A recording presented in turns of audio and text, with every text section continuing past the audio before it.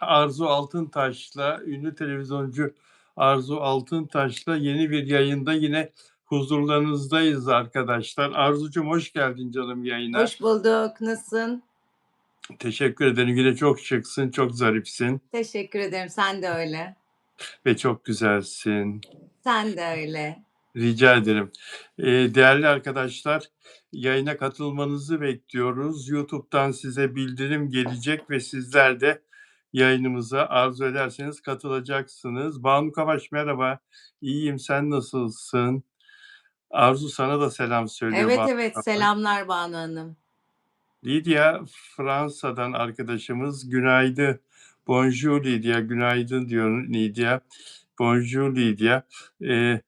Ve diğer arkadaşlar Nurhayat, Feyza, Naile, Ümran moderatörümüz Ümran burada. Hoş geldin. Caner burada.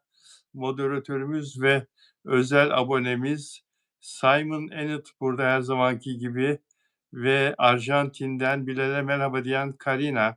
Karina teşekkür ediyoruz. Seher Duman, Lidya evet ve herkes burada. Arzu nasıl geçiyor günler? Soğuklarla aran nasıl? Çok seviyorum. Bayılıyorum A! soğuklara. Söylüyorsun. Ya bizim Yağmur yaşa yağdıkça huzur buluyorum. A! Sen burcun, balık mıydı? Balık. Denizin içinde yaşadığın için olsa gerek. Çekiyor herhâlde seni Denizin ıslaklık. dibinde de doğdum Beykoz'da. Öyle mi? Beykoz'da. Tabii. Evet, yani bizimki soğuklar soğuk mu? Almanya'dan bir arkadaşım geldi de anlatıyor. Nürnberg'den geldi. Ya Bilal diyor, hep kar, hep buz, hep -10, -15 diyor. Yani İstanbul'un gözünü seveyim diyor. Evet, evet. Almanya'dan ve İngiltere'den benim arkadaşlarım geldiğinde bu mevsimde tişörtle dolaşıyorlar. Ben de onlara çok gülüyorum. Hani bize böyle 8 derece, 9 derece çok soğuk geliyor. Gerçekten incecik kıyafetlerle dolaşıyorlar. Bize göre çok ılık falan diyorlar. Aynen öyle, çok doğru. Evet arkadaşlar ve bizi Güney Amerika'dan, Güney Yarımküre'den, dünyanın Güney Yarımküresi'nden izleyen dostlar da herhâlde bizim böyle kış konuşmamıza gülüyorlardır. Onlar çünkü denize ara verip bizi izliyorlar, sonra yine denize koşuyorlar Ne tahminimizce, güzel. değil mi? Evet. Dostlar, gündemimiz çok yoğun. Gündemimiz çok yoğun. Ondan önce, gündem dışında bir şey söylemek istiyorum. Aslında dünyanın gündemi de bizim gündemimizde yoktu ama biraz evvel, maç arasında, bir şey fark ettim. Hemen not aldım burada söylemek için. Bu Epstein davasıyla ilgili, hani, çocuklara, taciz eden dünyanın en ünlü iş adamları ve dünya liderleriyle ilgili bir belgeler saçıldı ya ortaya. Hı hı. Oradan bir not, Donald Trump'ın ismi bu belgelerde 5300 yerde geçiyor arkadaşlar. Amerika lideri Donald Trump'ın ismi bu Epstein belgelerinde 5300 yerde geçiyor. Elon Musk'ın ismi, hani bu Tesla'nın filan sahibi, Mars'a gitmeyi hayal eden 1465 yerde geçiyor. Bill Gates'in ismi 2592 yerde geçiyor. Steve Bannon eski başkan danışmanı Amerika'nın 2901 yerde geçiyor. Bill Clinton eski ABD başkanı 1210 yerde geçiyor. Yani rezalete bakar mısınız? Nasıl da bulaşmışlar. Yani kafalarına kadar çamura batmışlar ama hâlâ biz temiziz, diyorlar.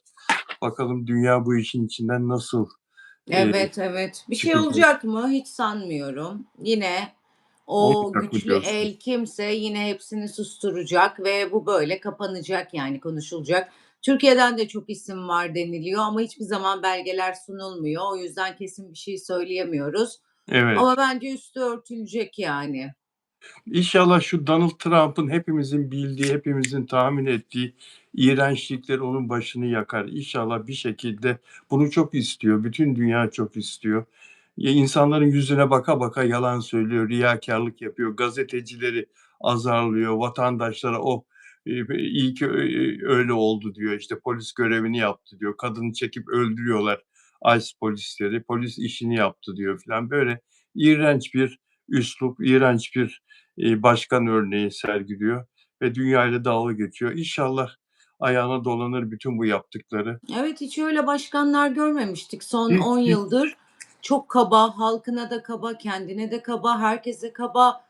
Çok enteresan yani ülkelerin sahibi sanıyorlar kendilerini. Halbuki seçilmiş başkan. Bir oyla her şey değişebilir. Çok enteresan geliyor bana. Yani ben düşünüyorum hani siz daha benden eskisiniz. Hiç böyle bir üsluplar görmemiştim ben çocukluğumda, genç kızlığımda. Çok acayip geliyor bana. Evet, fütursuz bir insan yani. Evet. İnşallah gereken cevabını Amerikan halkından bir an önce alır. Peki, biz bu magazine dönelim yine.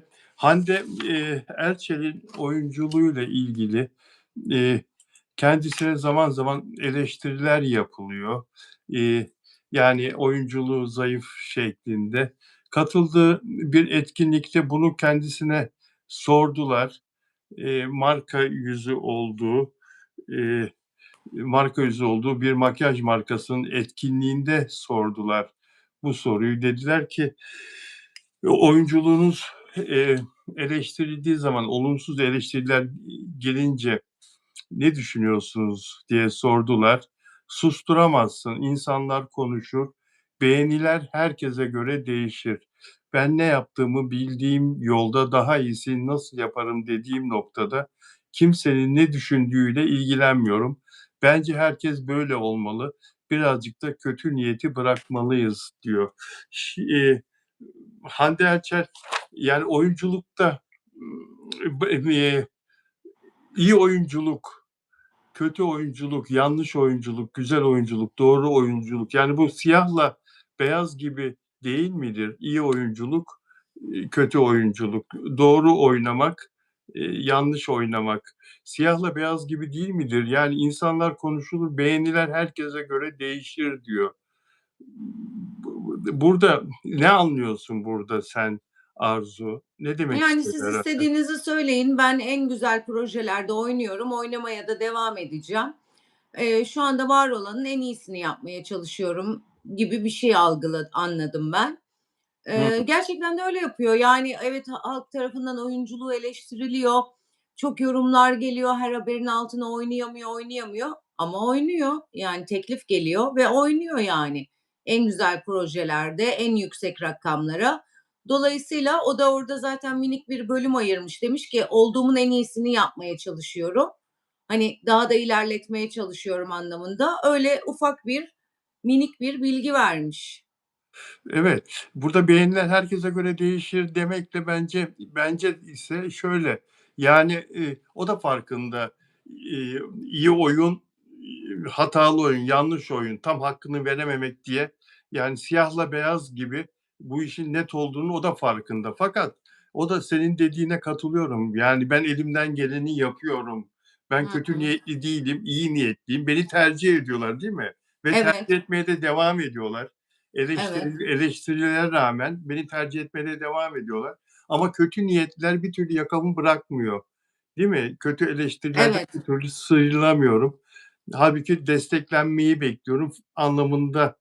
Çok beklediğini söylemiyor da yani, Ben eee, yoluma bakıyorum diyor. Yani kim ne konuşursa konuşsun proje bana geliyor.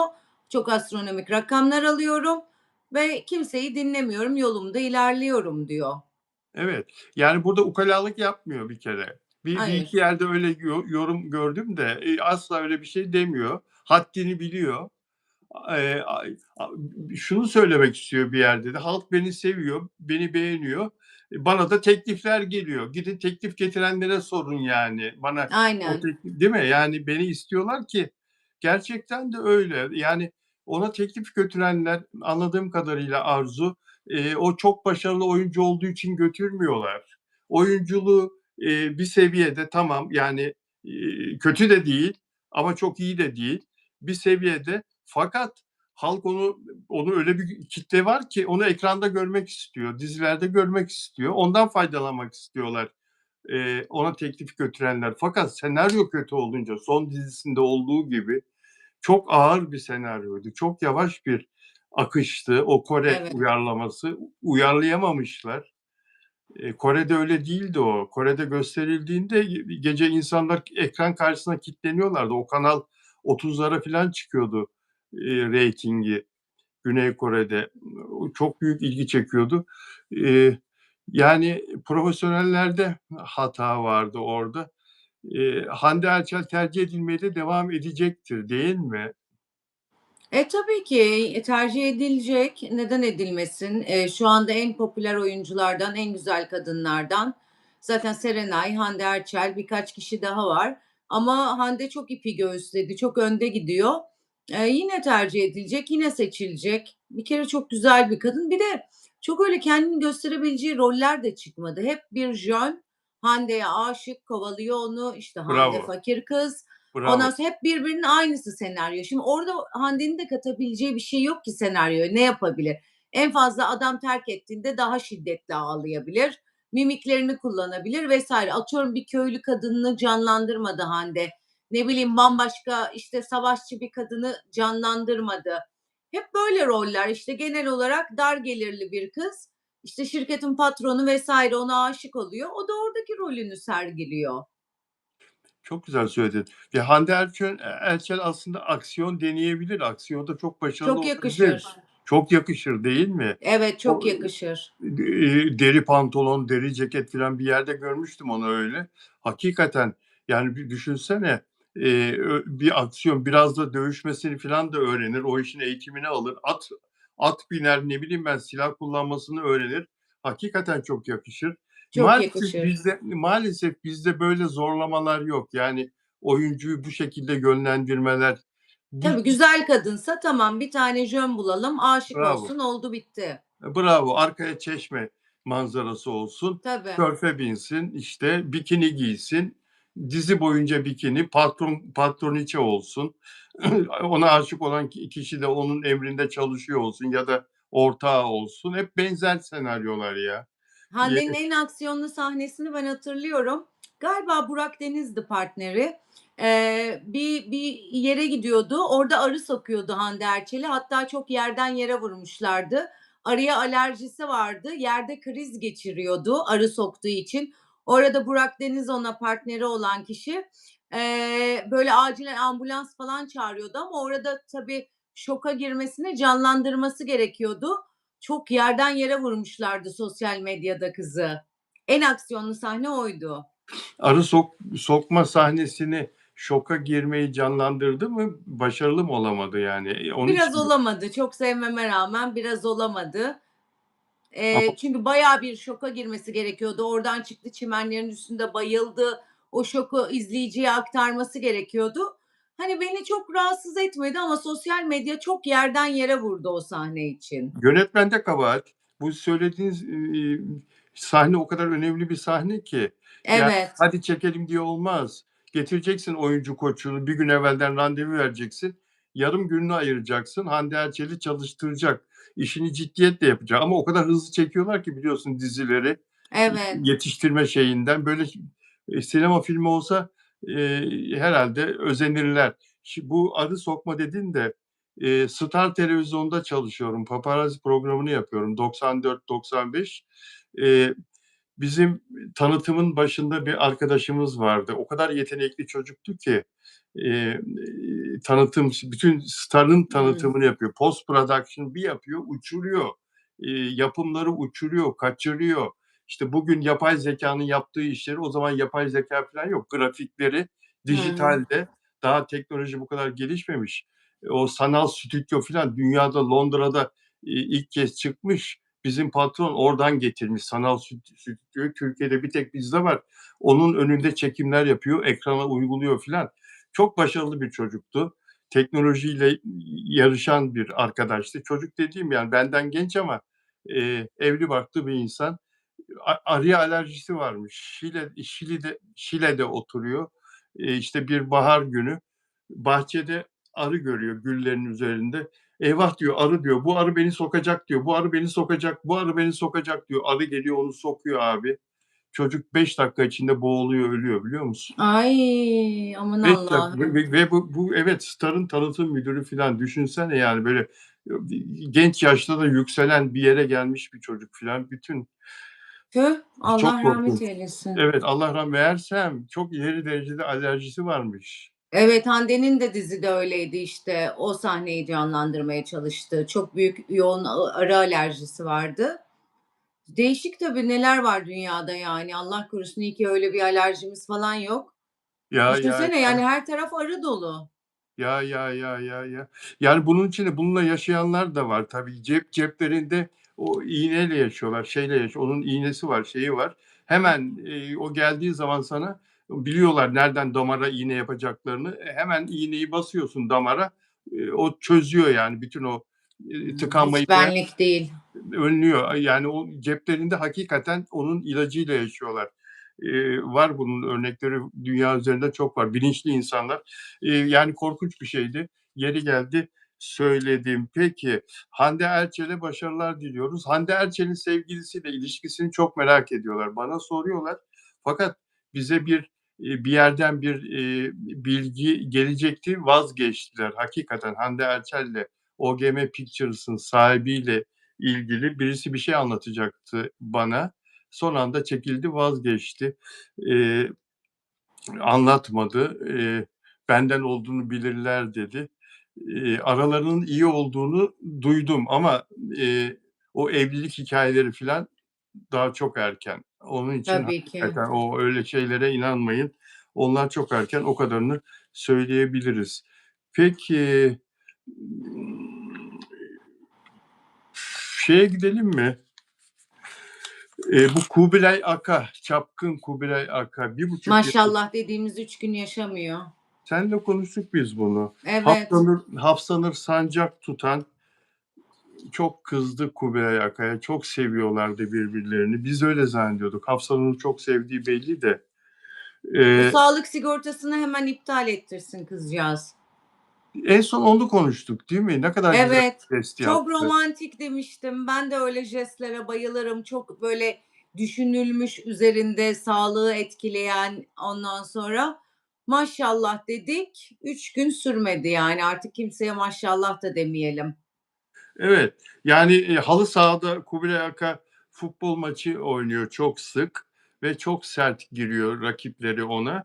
Sevgilisi de onun maçlarını izlemeye gidiyor, ve sevgilisi Hafsanur Sancak tutan, "Ya, sakatlanırsın filan, senin hayat sigortan yok, sana hayat sigortası hediye ettim." diye bir sürpriz yapıyor ona. Ne kadar güzel bir davranış. Tam buna Erkek milletine su bile vermeyeceksin. ama Eskiler dermiş ki ya, lütfen kocanın 2 ya. tabağı Ya varsa birini ya ben kıracaksın. ben ben de erkeğim ya. Yapma böyle. Niye böyle Sen yapıyorsun çok iyi ya? niyetlisin. Senin gibiler çok az. Senin gibi düzgün adamlar, Aman işte yani. Şebnem'i sevmen, ona saygı duyman, Şebnem'in sana aynı şekilde böyle aşklar kalmadı. Sizi tenzih ederek Teşekkür kocanın ederim 2 ama ya tabağı varsa birini kıracaksın. Erkek milletine su dahi verilmez ama sözünü ispat etti bize Kubilay Aka. yani yani Şebnem bu Arzu'yu dinleyip de sakın bana su getirmemezlik falan yapma yani.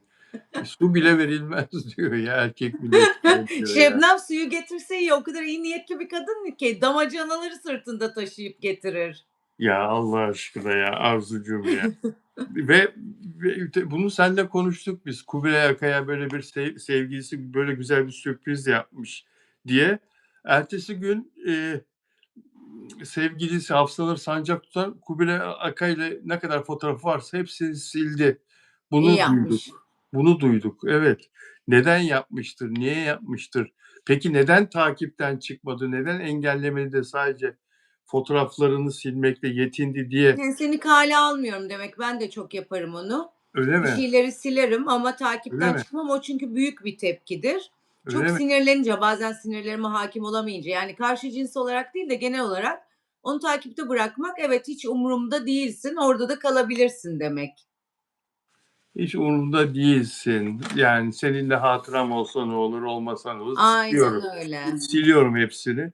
Sonra, öğrendik ki Kubilay Aka yine yaramazlık yapmış. Hani diyorduk ya çapkın bu ne kadar dayanacak çapkınlık yapmadan filan.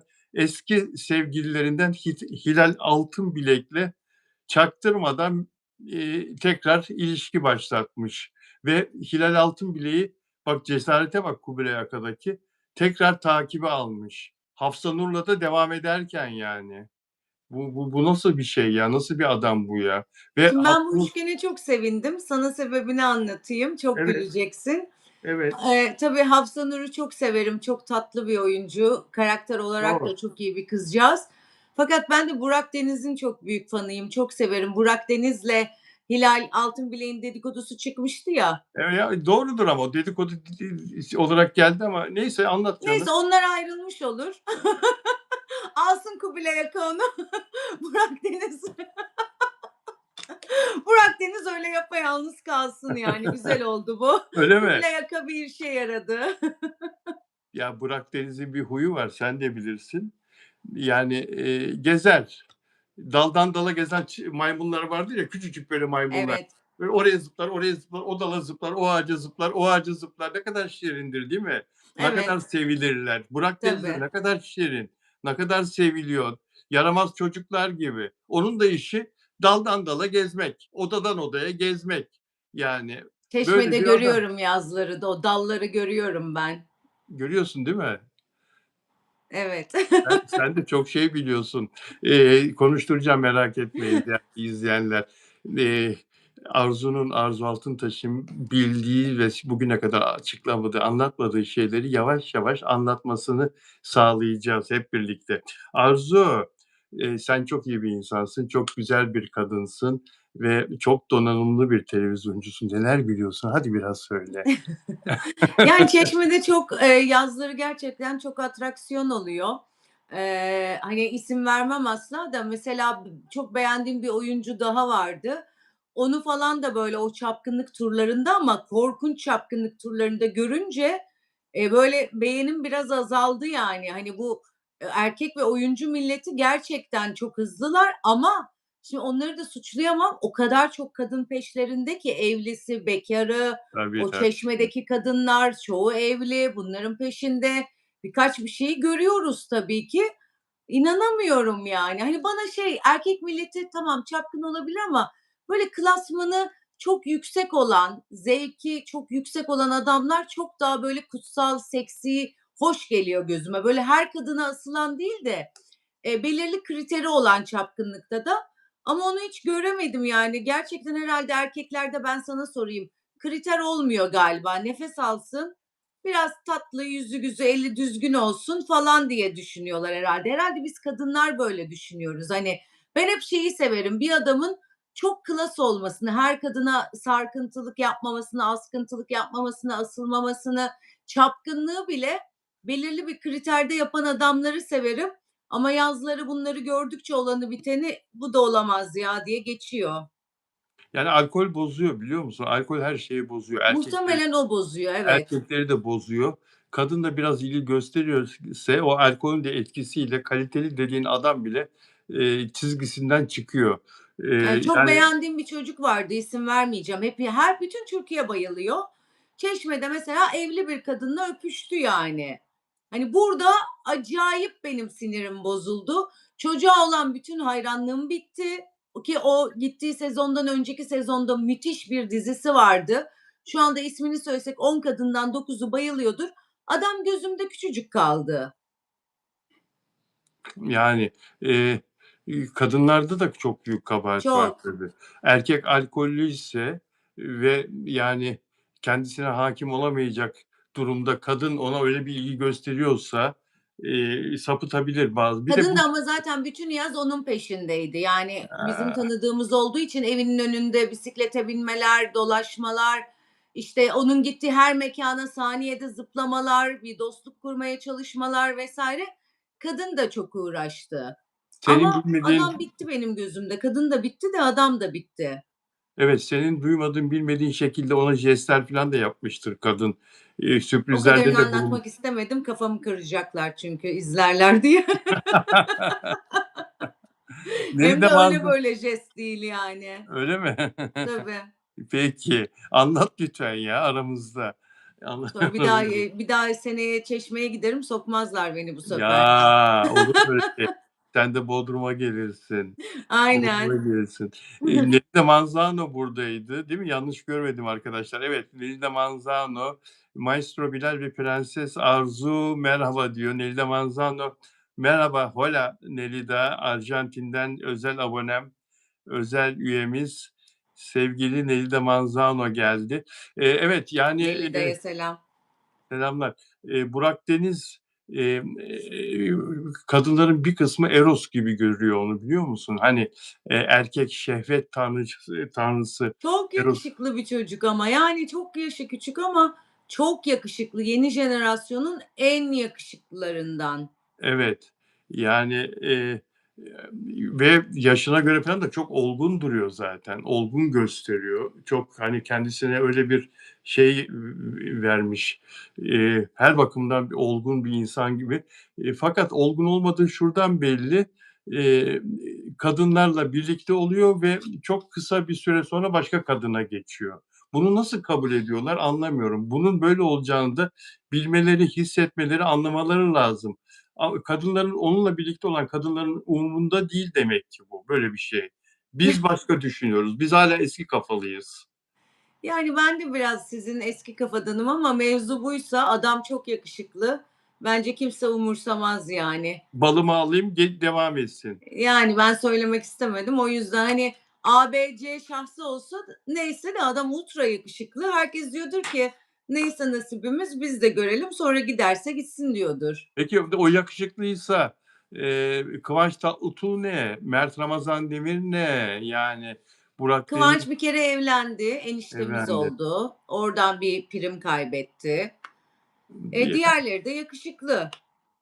her güzelin ayrı bir değeri var diyorsun, öyle mi? Tabii Yani ama yani Burak Deniz onlardan çok sonraki jenerasyon. Galiba 90 doğumlu falan.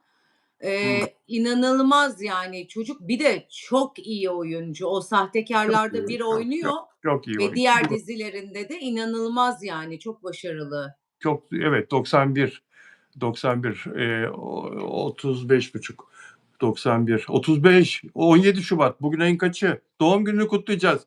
Burak Deniz'e sürpriz yapın. Doğum günü geldi. 17 Şubat Burak Deniz, 35, 17 36. Şubat Kova mıymış? Kova o 17 Şubat zaman. biliyorum. Onu İpek'e soralım.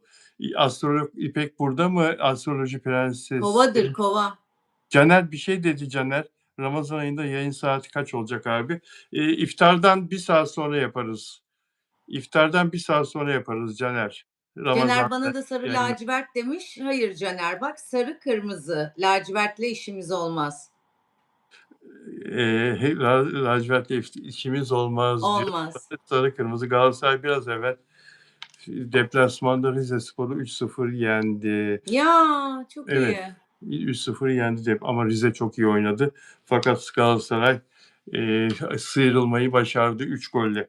Peki şimdi Hilal Altın bile geçiş yapmış tekrar Kubilay Aka eski sevgilisine. Bunu da anlayamıyorum. Yani lütfen Arzu bana söyler misin? Şimdi Kubilay Aka şeyle beraberken Miray Daner'le birlikteyken 2,5 sene onunla ilişki yaşadı. Bitme sebebi Miray Daner'le beraberken Hilal Altınbilek'le ilişki kurması, kaçamak yapması. Sonra Miray'a dedi ki yanlış yaptım beni affet filan dedi. Ve sonra tekrar affetti Miray Daner seviyordu. Sonra tekrar bir başka isimsiz bir kadınla beraber oldu. Sonra tekrar Hilal Altınbilek'le beraber oldu filan. Miray Daner de onu terk etti. Aradan geçmiş bu kadar sene, o olaylar üzerinden 4-5 sene geçmiş. Tekrar Hilal Altınbilek'i buluyor ve şimdiki sevgilisini de onunla aldatıyor. Yani 5 sene sonra o kadına bir erkek nasıl döner ya? O kadın da başkalarıyla birlikte olmuş. O erkeği nasıl kabul eder? Nasıl ilişki yaşar? Evet. Ya burada bizim anladığımız anlamda bir kadın erkek ilişkisinden uzak bir ilişki. Toksik bir ilişki var aralarında muhtemelen. Kopamıyorlar bir türlü. Her ne olsa tekrar ona dönüyor. Orada da bir sürü kadın, üzülüyor tabii ki sayesinde. Yani düşünsene o gün konuşmuştuk yani birine sigorta almak çok önemli. Hayat sigortası Çok. ya da sağlık sigortası yaptırmak. Adam bunun bile kıymetini bilmiyor. Hani çok kutsal. Yine toksik Evet, ilişkisi. Enteresan yani bence artık ben son 5 yıldır hep bu tarz ilişkilerde çocukluğuna inip çocukluğundaki sıkıntı ne ona bakmayı yeğliyorum ve gerçekten orada ya anneyle olan bir sevgi eksikliği ya babayla. O kişisel gelişimini 0-6 yaş tamamlayamamış herkes maalesef ilişkilerinde böyle oluyor. Arada da olan kadınlara oluyor. Çok haklısın. Çok haklısın. Arada olan kadınlara oluyor. Evet. Çünkü yanlışı yapanlar genelde erkekler burada. Evet, ben ve etrafımdaki erkek arkadaşlarıma da bakıyorum. Böyle bir sürü kızla çıkıyorlar, kadınla. Sonra hep böyle bir de aynı böyle eskisine dönüyor. Daha geçen hafta yaşandı bu olay. Eskisine dönüyor, çok eski sevgilisine, ona buna. O erkek arkadaşlarımın hayatlarına baktığımda hep anne problemi çıkıyor. Anneyle ilişkileri berbat. Anneyle acayip kopmuşlar. Anne ya bunları terk edip gitmiş ya arada bir uğramış. Anneden o sevgiyi alamayınca herhangi bir kadında ya da aşkta köklenemiyorlar, kök salamıyorlar yani. Aslında hepsinin tedavi olması gerekiyor bence. O zaman doğru ilişkiyi bulabilirler. O zaman bu rahatsız erkeklerin tedavi olması gerekiyor.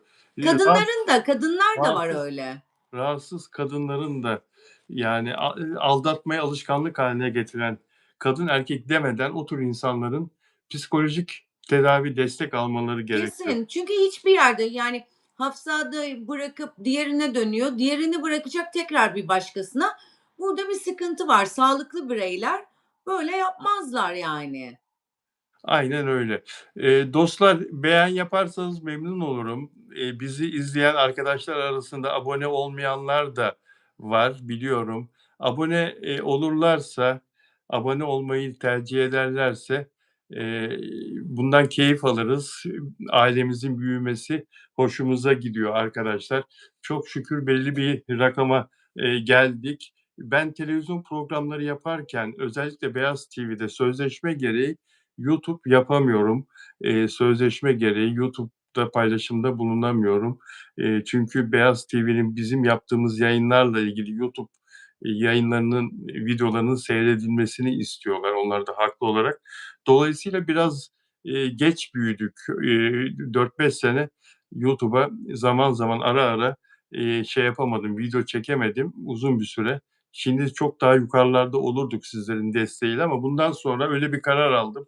Herhangi bir televizyonda çalışırsam şartım YouTube'a da devam etmek olacak. Bence Yoksa de. evet, yoksa YouTube bundan sonraki tek işimiz olmaya devam edecek. Bunu da burada söyleyeyim. Peki Ferdi Tayfur'un büyük oğlu Timur Turan Bayburt babasına böbreğini vermişti. Babası vefat etti. Allah rahmet eylesin geçen Amin. Ocak ayında. Hayattayken 5 sene evvel, vefat etmeden 5 sene evvel büyük bir hastalık, böbrek krizi atlatmıştı. Her gün böbreğiyle ilgili tedaviye gitmek zorundaydı. Makineye bağlanıyordu. Ve büyük oğlu 53 yaşında babasına böbreğini verdi. Sonra babasıyla kavga etti, şiddetli bir kavga etti yıllar sonra ve babasına "Böbreğimi geri ver." diye mesaj attı. "Böbreğimi geri ver, Ay suyu püskürtecektim. tatlı ses senden namuslu. Her gün diyalize giriyordun. Nokta nokta nokta." Yani çok ağır hakaret etti Evet. babasına. Hatırlıyorsun değil mi? Evet, evet. Ve babasıyla ayrıldılar. Vefat ederken küstü. Ferdi Tayfur vasiyet yazdı ve vasiyetinde bu büyük oğluna hiçbir şey bırakmadı. Torununa, büyük oğlundan olan torununa bir pay bıraktı ama onun babasına hiçbir şey bırakmadı. Şimdi bu adam ikinci kez evlendi. İlk evliliği Ferdi Tayfur'un ablasının kızıylaydı. Ablasının kızıylaydı. Şuraya not almıştım ismini. Her neyse söylerim onu Akraba size. evliliği mi yapmış? Ferdi A- Tayfur'un ablasının kızıyla Evet, evlenmiş evet, oldu. evet. Büyük oğlu onunla evlendirmişti. Eee, ama çok fazla sürmedi. Bir çocuklar oldu ama boşandılar. Şimdi Timur Turan Bayburt ikinci evliliğini yaptı. Ve bunu sosyal medyasında paylaştı, nikah fotoğrafını. Eşinin fotoğrafını birlikte gördük, eşinin yüzünü falan, ama ismini yazmadı eşinin, gizledi. Niye yapmış olabilir böyle bir şey sence? Nilüfer Hanım, Bilmem. ilk Belki işi Nilüfer Hanım. didiklenmesin, sosyal medya hesapları bulunmasın, daha geride tutmak istediği için olabilir. Nilüfer Hanım, Kadın istememiş olabilir. Hani şu anda çünkü kadın da didiklenecek. O evet. yüzden bulunmasını istememiş olabilir.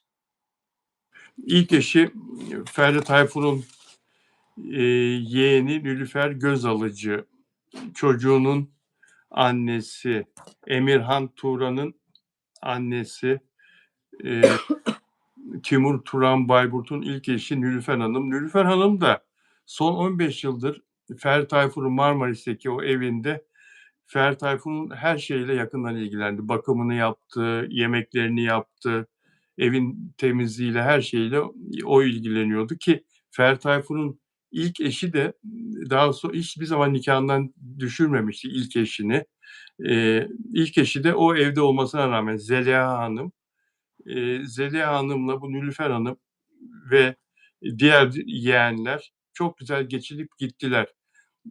Ancak bu oğlu Timur oradan ayrıldı. Marmaris'teki o evden ayrıldı. İstanbul'da babasından ayrı bir şekilde yaşadı ve mirastan da pay alamadı. Şimdi de evlendi. İki cepheye ayrıldılar. Onlar biliyorsun, yeğenler, Ferdi Tayfur'u yiyenler diyor kızı, Ferdi Tayfur'un kızı. Ee, Yiyenler diyor. O şey kızı, Tuğçe Tayfur. Tuğçe Tayfur yiyenler diyor. Tuğçe'ye de hiçbir şey bırakmadı. Ve Turan Bayburt, Timur Turan Bayburt da Tuğçe ile birlikte kafa olarak. E, Eşinin ismini yazmaması senin gibi düşündürttü beni de. Özellikle yeğenlerden falan herhalde bir şey gelebilir, bir eleştiri, bir Hı hı. yanlış bir şey yaparlar falan diye çekiniyor herhalde. Sosyal Muhtemelen. medyada onun dillerine dolarlar falan diye çekiniyor herhalde. Benim de ilgimi çekti. Kadının da geçmişinde didiklenmemesi gereken bir şeyi saklı tutmak istiyor olabilirler. Ad soyad yazsa artık Google'a yazdığımızda her şey çıkıyor. Ama bir Evet, şekilde çıkar ortaya yani elbet ki magazin masalarına ya da televizyonlara, programlara muhakkak kadının tanıdıkları hep öyle olmuyor mu? Bu budur, bu budur, adı budur diye ihbarlar gelecektir. gelecektir değil mi? Tabii. Genelde hep yakın çevreleri arıyor oraları. "A, ben tanıyorum işte bu Arzu evlendiği kadın. İşte Arzu şurada yaşar, buydu." falan filan diye bir sürü bilgiler akacaktır diye düşünüyorum. Evet, evet. Yani şu, veraset davası, vasiyet davası, miras davası, hâlâ devam ediyor ve birçok dava açtılar birbirlerine. Çok büyük parası var Ferdi Tayfur'un, çok büyük serveti var, mirasa konu olan. Acaba mahkemeler ne şekilde karar verecek, kime ne kalacak? Çok da merak ediliyor bu. Bakalım, hayırlısı olsun. Hayırlısı Aynen. olsun. Evet, şimdi Afra Saraçoğlu'nu soruyorsunuz. Afra Saraçoğlu'nu biraz sonra konuşacağız. Afra Saraçoğlu'nun durumu nasıl? Doktorlar ne diyor Afra Saraçoğlu'na? Afra Saraçoğlu'nun hastalığı ne kadar ciddi, nedir durumu? Biraz sonra konuşacağız bu konuyu. Tarkan, seni çok seven, senin de kendisini çok sevdiğin Tarkan. Tarkan, ya Tarkan konusunda şunu söylemek istiyorum. Yani Tarkan'ımız 30 sene evvelki Tarkan, 30 yıldır tanıdığımız, bildiğimiz Tarkan. Her şeyiyle 30 yıldır bildiğimiz, bilebildiğimiz kadarıyla. Fakat bu son konserlerle birlikte Tarkan'da müthiş bir PR aktivitesi, müthiş bir PR profesyonelliği, PR çalışması, müthiş bir eee dünya çapında profesyonelce bir halkla ilişkiler çalışması görüyoruz. Bugüne kadar acaba mı diyordum, acaba mı diyordum. Ya yok, Bilal içinden geldiği gibi davranıyor Tarkan.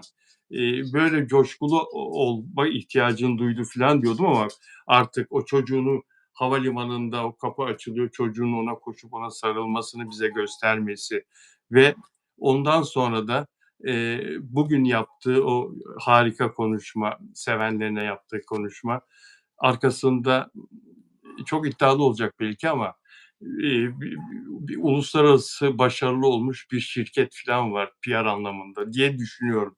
Ne diyeceksin? Sen ne Evet, düşünüyorsun? hem, şirket çok iyiydi, Tarkan'la birlikte çalışan ama Tarkan istemese yapmazdı. Tarkan aynı Tarkan 40 senedir. Aynı Tarkan kötü. çıkar, orada 2 kişiye merhaba merhaba der, girer konsere, hop arabasına biner gider. En fazla 2 kişiye daha selam verirdi. Bence Tarkan ne kadar üzgün, mutsuz olduğumuzu gördü. Yani belki bir ilk konserinde, belki ikincisinde ve bize verdiği enerjinin çok farkına vardı. Yani o da aynı milletteniz, hepimiz Türk'üz. Bunun farkına varınca da bence bizi sarıp sarmalamak istedi. Çünkü Tarkan bu kadar kızını koşturacak, onun görüntüsünü çekecek, buna ihtiyacı yok ki. Ama Yok. insanların mutlu bir şey görmeye ihtiyacı var Türk halkının. Çok üzüldük çünkü hep üst üste olumsuzluklar yaşadık. Depremler, afetler, kriz, maddi krizler, onlar bunlar. Hani mutlu bir şey, birisi üstümüze mutluluk şeyi atmalıydı. Onu da Tarkan attı. Tarkan da baktı ki bütün millet yani ben o tweetlere inanamıyorum. Binlerce tweet okudum yani. Biz bu zamana kadar gülmemişiz, kendimizi çok sıkmışız, çok üzgündük. Üstümüzde kara bulutlar vardı. Kendi de konserinde dedi. Kara bulutlar var dedi. Birlikte aşacağız dedi. Yani bunları gördükçe Tarkan çok merhametli bir çocuk. Kızının da fotoğraflarını çektirip o videosunu bir kişinin daha gönlüne ve yüreğine iyi gelmek istedi bence. Müthiş, müthiş. Yani müthiş. Eee, yani çocuk bak, kızının kavuşma anını video olarak çekip paylaşmayı düşünmek, Tarkan'ın daha önceki hayatında, daha bundan önceki günlerinde hiç Hiç bize yapmadı, hiç. aktarmadığı bir şey. Elbette İstanbul'dan, kızına döndüğü ya da kızının İstanbul'a gelip babasıyla, buluştuğu olmuştur. Yani öyle seyahat dönüşü falan olmuştur. Hiç yapmadı. Şimdi bunu böyle hemen bu muhteşem konserlerden sonra üstüne bir de bunu vermesi, ekmek kadayıfının üzerine kaymağı sürmesi gibi. Evet. Yani filan bunlar profesyonelce, yani burada şunu demek istemiyorum. Tarkan'ın duygusallığını filan küçümsemek asla istemiyorum. Ama Tarkan senin söylediğinle şu anlamda örtüşüyor benim söyleyeceğim.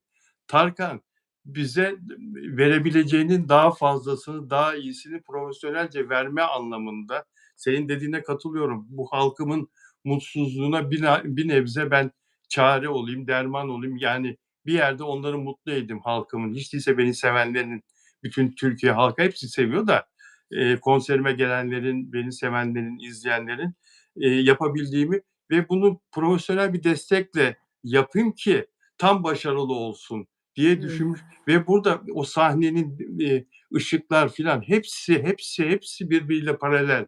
O müthiş ışıklandırma, o müthiş, ve o müthiş sahne düzeni, orkestranın, koreografisi, ya orkestra koreografisi var, Tarkan'ın, şeyinde, sahnesinde, değil mi? Evet. Yani o şarkılara göre yerleşme düzeni orkestranın filan ne kadar muhteşem. Çok. Her şey muhteşemdi. O kadar mutlu olduk ki ama şu an bir çöküşteyiz yani mutlu olabileceğimiz hiçbir şey yok. Bakıyoruz, bakıyoruz. Yani bir hafta inanılmaz mutluyduk hepimiz. Bugün birisi yazmış, kimdi hatırlamıyorum. Twitter'da görmüşümdür, X'te herhâlde.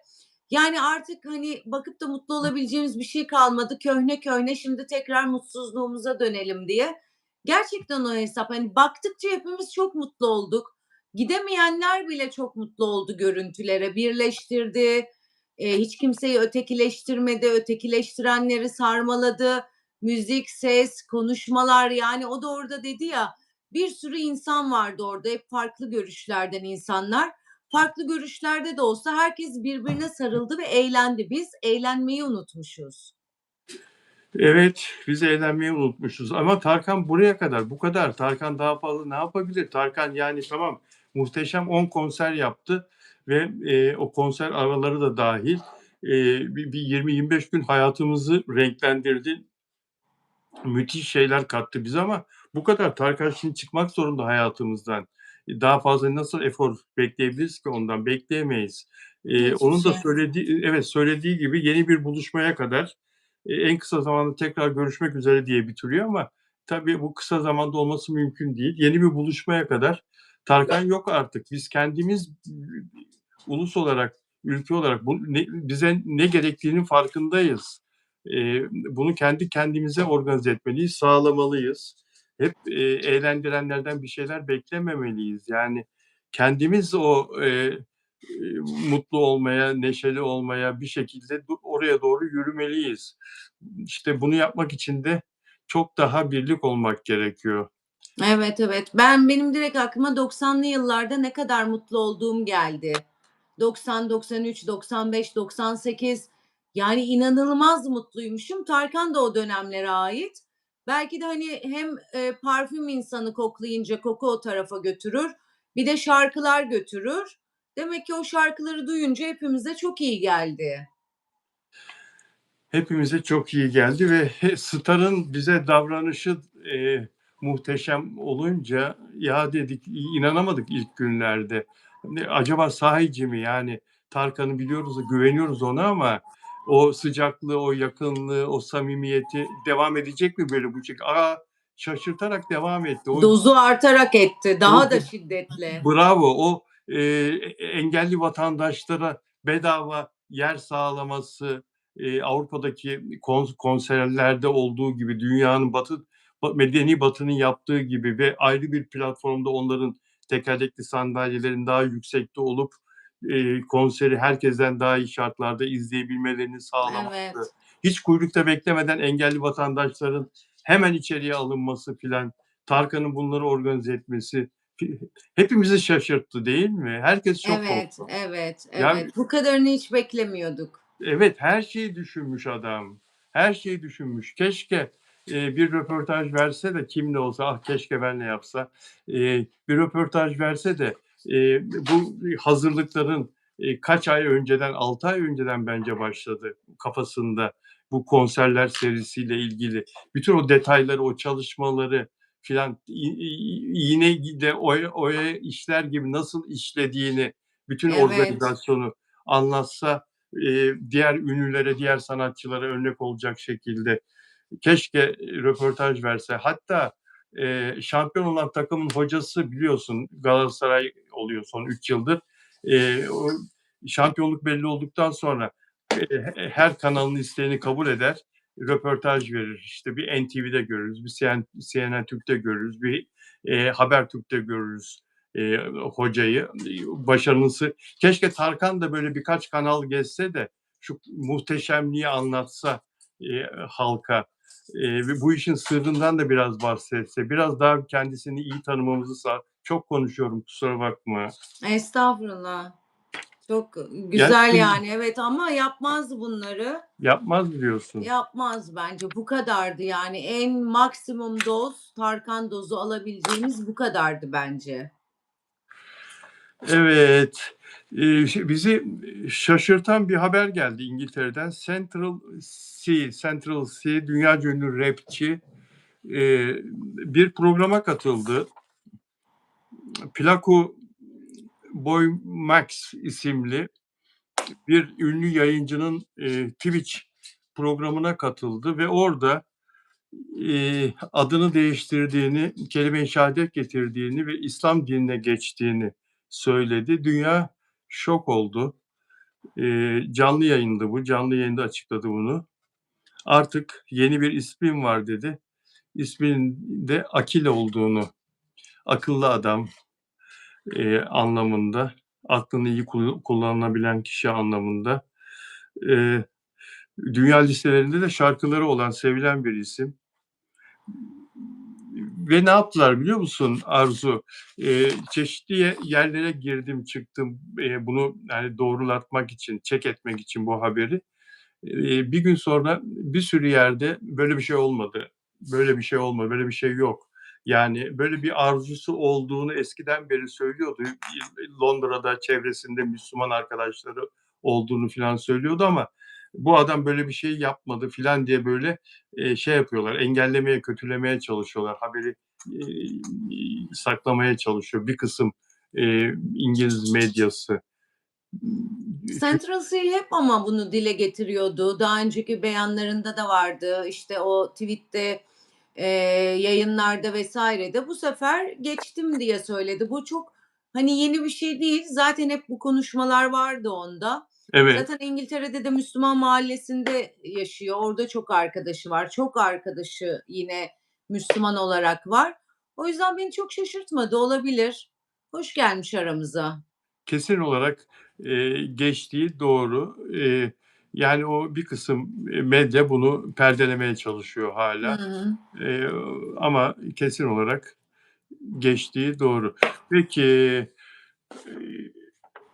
hiç kimseyi Muhammed hiç kimseyi Crassus Clay'in Muhammed Ali ismini alarak kelime-i şehadet getirip Müslüman olması kadar şaşırtmaz. Evet, evet. Hiçbir Ben çok dünyacı. küçüktüm, evet. Evet, Hayal meyal hatırlıyorum. Çok şaşırmıştık hepimiz. dünyaca ünlü hiçbir sporcunun, hiçbir ünlü kişinin Müslümanlığa geçmesi, değil mi? O kadar Evet, şaşırtmaz. Orada da eee, Amerika'nın savaşları çıkaran ülke olmasına çok kızmıştı. Çok kızıyordu o Vietnam Savaşı filan. Çok kötü savaşlardı onlar. Askere almak istemişlerdi filan, gitmek istememişti, hapse atmışlardı. O düzene çok baş kaldırmıştı filan. O arada evet, evet. böyle bir tercihte bulunmuştu. Allah rahmet eylesin. Amin. Muhammed Ali'ye diyelim. Peki, şimdi Afra Saraçoğlu ile ilgili haberi soruyorsunuz arkadaşlar. Onu biraz sonra konuşacağız. Ee, Bir saniye Arzucuğum, şuraya bir bakayım. Caner diyor ki özel abonem, Japon kültürünü öven insanlara bunu söylemek lazım. Vietnam'da kaç tane insanın canına kıydı ama bugünlerde herkes Japonya'yı övüyor. Kamikaze anlatmıyorum bile diyor. Savaşlar çok kötü ya. Her türlüsü çok kötü. Her türlüsü çok kötü. Eee Peki, yani burada ülke ayrımı, millet ayrımı yapmak doğru değil.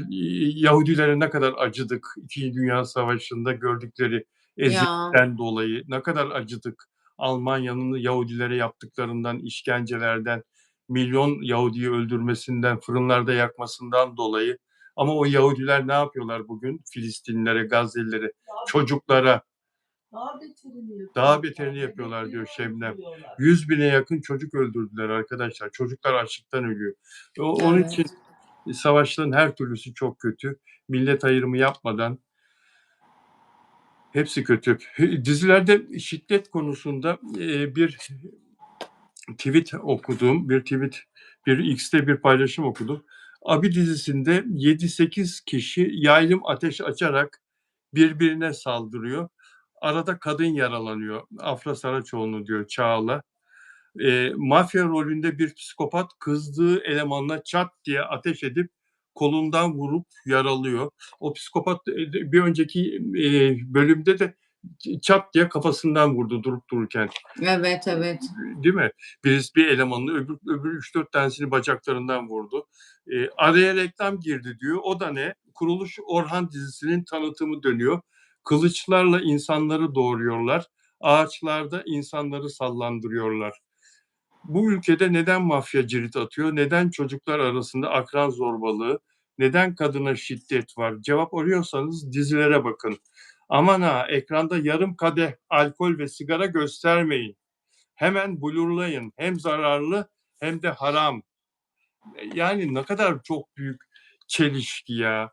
Yani ekranlarda insanları çat çat çat öldürmek, insanlara işkence yapma sahnelerini göstermek falan.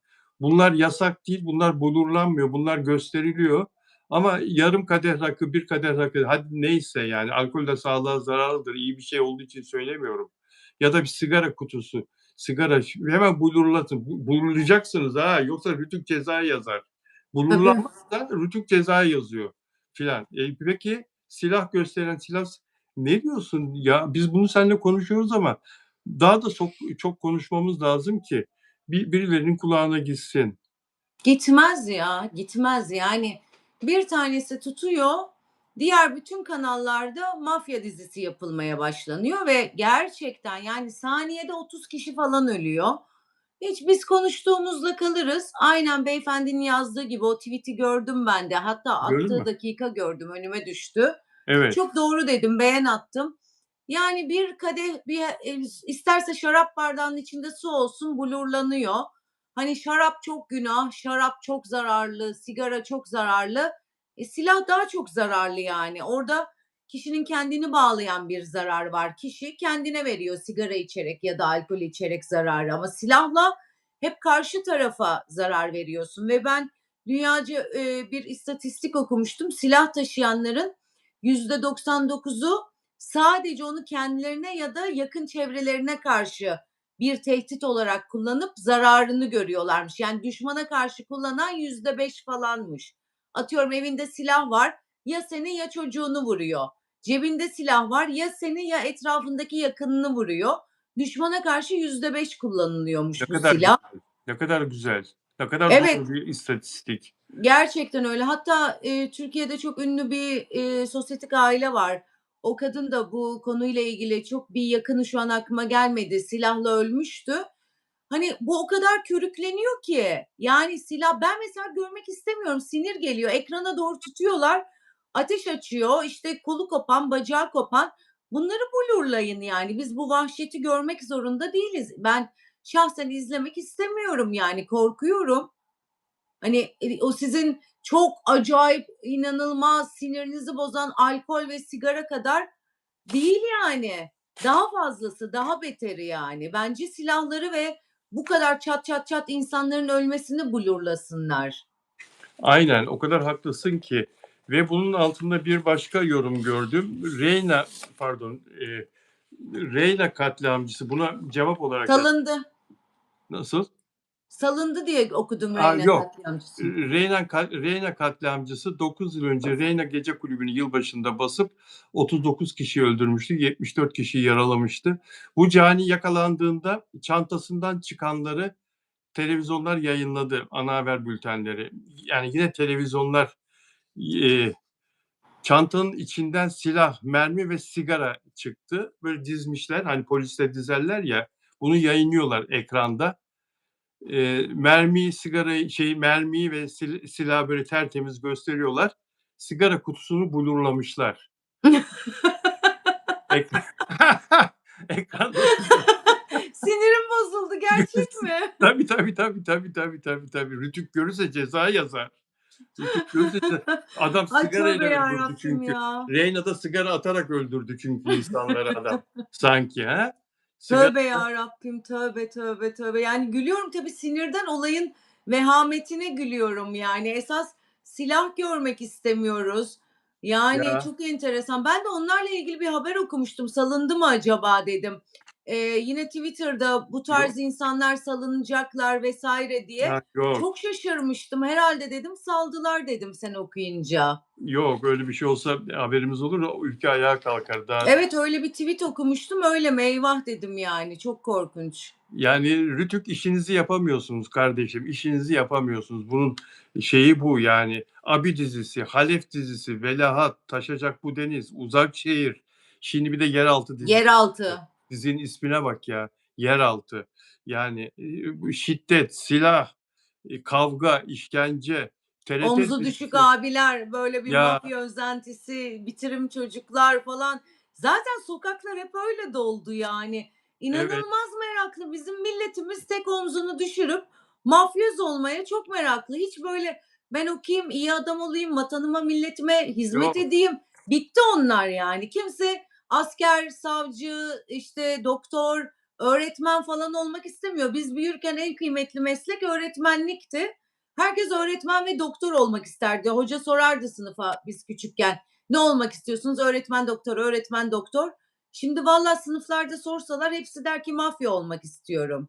Hepsi doğru söylüyorsun. Onun için çocuklar okullarda akran zorbalığı yapıyorlar. Ve TRT dizisi Taşacak Bu Deniz'de 50 kişi köprüde birbirine sıkıyor diye yorum okudum ya. Taşacak bu var ya iki köy birbiriyle kavgalı. 50 kişi köprüde, o köprüyü de biliyorum. Her bölümde gösteriyorlar. Orada bir icraat oluyor köprünün civarında. Köprü üzerinde 50 kişi birbirine sıkıyor diye. O bölümü kaçırmışım.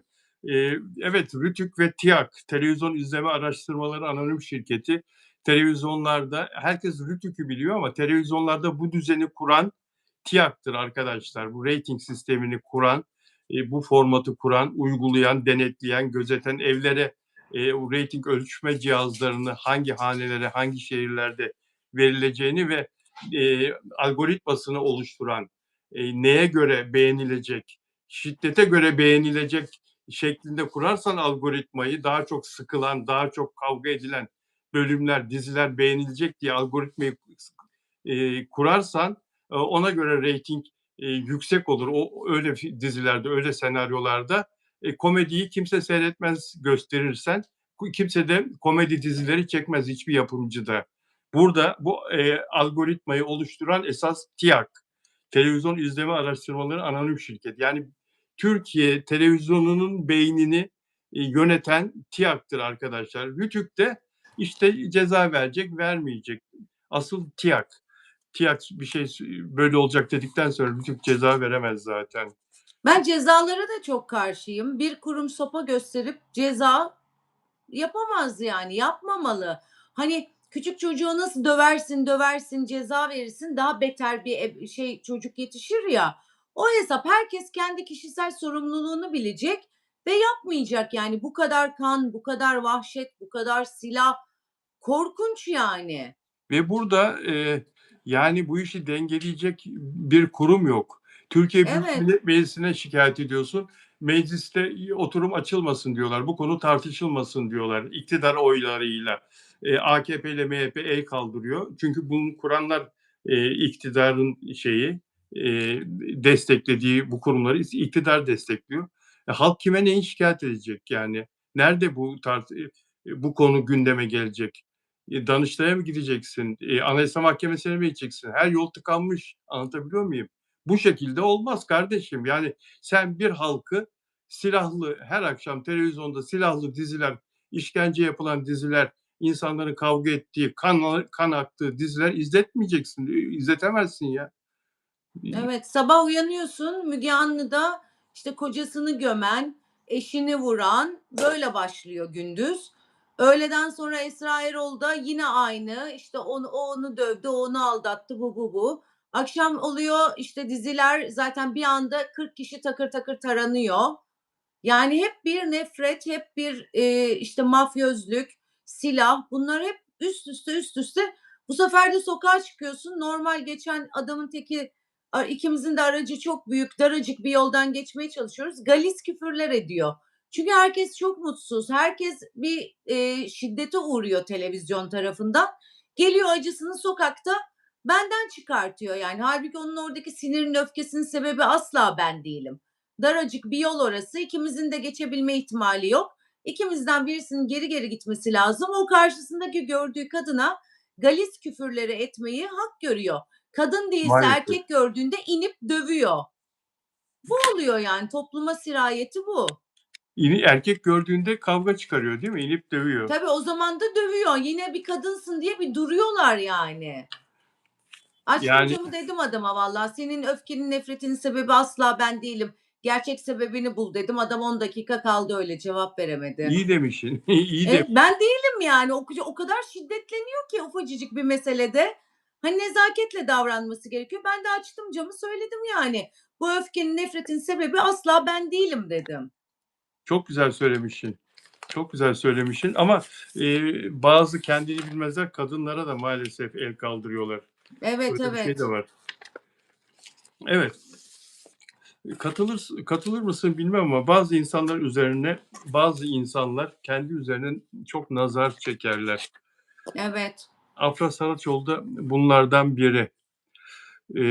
Malum çok seven olduğu kadar çok çekemeyenler de var Afra Saraçoğlu'nu. Biz onlara antiler diyoruz. Yani Afra Saraçoğlu'nu kıskananlar, Mert Ramazan Demir'i kıskananlar, onların başarılarını kıskananlar, Yalı Çapkını zamanı Afra Saraçoğlu'nun saçları yanmıştı mesela. Hakikaten bildiğin saçlar yandı ve kısacık kestirmek zorunda kalmıştı. Yeni yeni saçlarını topluyor. Tarkan konserine gitti geçenlerde. Çok eğlendi. Videolar paylaşıldı. Şarkılar söyledi Tarkan'la birlikte. O paylaşımlar sosyal medyada çok köpürdü ve öne çıkarıldı ve kız ondan sonra da hasta oldu, biliyor musun? Eee, Bayağı hasta oldu. Hasta olmasının sebebi de bu Abi dizisinin çekimlerinde çok üşütmesi. Hatta o vurulduğu sahnede o depo gibi yerde, yerler ıslak filan, yağmur da yağıyor bir yandan. Orada yerde yattı, vuruldu sahnesi çekiliyor. Yerde yattı, o ıslak zeminde bizzat yere yattı. Kim bilir kaç dakika orada tekrar tekrar çekildi. Sen nazara inanır mısın Arzu? Sana da hiç Ben de nazar... inanıyorum. Hatta bu ara biraz inanmamayı seçiyorum. Çünkü inandıkça daha çok üstüne çekiyorsun diye düşünüyorum artık. Çünkü Hı. bu nazardan mı, bu nazardan mı dedikçe daha yine de nazardan oluyor. Evet, inanıyorum, yani, sonuç olarak Peygamber Efendimiz'e bile nazar tutuyormuş. Biz kimiz ki, yani, bize de tutar. İyi bakmak da bir nazar, kötü bakmak da, kötü, bakarak kötü bir enerji yaymak da nazar. Bence yıldızı düşük olan insanlar biraz nazara uğruyorlar. Evet, İranlı bir, önemli bir enerji, ile uğraşan önemli bir kişi tanıdım. Bilal Bey derdi bana, bu nazara karşı korunmak için bol sadaka ver derdi, iyilik yap derdi ve, dua oku derdi. Nazar duası oku, başka dualar oku. Hep insanlarla ilgili iyi düşün. Sen iyi olursan derdi, nazar değmez. Ne kadar sana kötü, gözle baksalar yine de korunursun derdi ama, yine de insan korkuyor ya. Yine de insan çekiniyor değil mi kem gözden? Evet, Yine de evet, korkmaz mı? Bana mesela bariz birkaç kişi var. Onlarla ne zaman görüşsem başıma bir şey geliyor yani. Çok da sevdiğim insanlar ama değiyor nazarları. Sevgi de bir nazardır çünkü.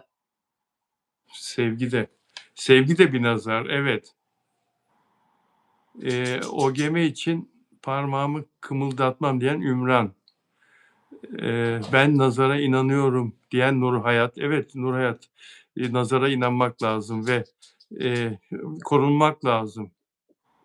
Korunmak lazım. Önceden Çünkü şeyler takıyordu ya padişahlar buralara taş, şu taşları falan böyle şeyler hep nazarı engelliyor diyorlar. öyle değil Mesela padişahların hep burasında taş var ya da burada. mi? Evet, evet, bravo, doğru söylüyorsun. Bu yüzükler de değil mi? Bu taşlı yüzükler de. Evet, bunlar da mesela hep He. nazarı engelliyormuş. Artık ne yapalım, böyle mi gezelim burada bilmiyorum vallahi. Çocuklara onun için nazar boncuğu takıyorlar değil mi? Evet, evet, o geri tepiyor. Doğru yani. Geri tepiyor. Allah herkesi korusun, hepimizi Amin. korusun. Ben de hep Amin. yayına çıkmadan okuyordum. Bugün unuttum. O yani şu an aklıma geldi okumadığım. Hemen okusun birileri bizi. Evet, Onur abi gelecek mi diyor Caner. Yapacak mısın yayın? Soran ve bilgi verir misin? Okursan sevinirim abi diyor. Onur'la cumartesi de yapamadık. Çünkü İzmir'den Akçay'a evine gelmek için çok geç saatte onu İzmir'den arabayla almışlar. Oradaki şoför yoldaydı yayın saatinde yapamadık arkadaşlar. Cumartesi günü, dün cumartesiydi değil mi? Yapamadık. Bu Onur'un İzmir'deki işlerine gidip gelmesi, Akçay'dan stüdyoya girmek için bizim yayınlarımızı, onunla yaptığımız yayınlarımızı bayağı aksattı. Çarşamba günü yapacağımızı söyledi. Kendisi çok kesin konuştu. Çarşamba günü, eee, hatta Arzu'nun çarşambaydı yayınımız değil mi Arzu seninle? Rica Evet, ettim evet. Arzu'dan. Arzu'yu perşembeye aldık, üçüncü yayın günümüzü. Değil mi? Arzu yarın da seninleyiz. Evet. Yarın da Arzu Hanım'layız ve perşembe gününü aldık Arzu'yla üçüncü yayın günümüzü. Çarşamba Onur Akay'la yapacağız. Kendisi çarşamba yapacağız abi dedi. Çarşambaya, geçebilirsem dedi ve Arzu'ya rica ettim. Yapacağız çarşamba günü arkadaşlar. Onur Akay'ın bu İzmir'e gidiş gelişleri Ramazan'da da sürecekmiş. Şimdilik haftada bir gün çarşamba günleri yapacağız Onur Akay'la. Peki, çok teşekkür ederiz bizi izlediğiniz için. Arzu, çok teşekkür ederim. Renk kattın. Yine çok güzel Ben teşekkür yorumlarla. ederim. İzleyen, dinleyen herkese. Eksik Sana. olma. Sağ ol. Yarın görüşeceğiz inşallah yine. Görüşeceğiz. Peki, Allah izin verirse sevgiyle görüşmek üzere. Görüşürüz. İyi akşamlar. İyi akşamlar. İyi akşamlar dostlar. İyi ki bizimleydiniz. Sağ olun, eksik olmayın.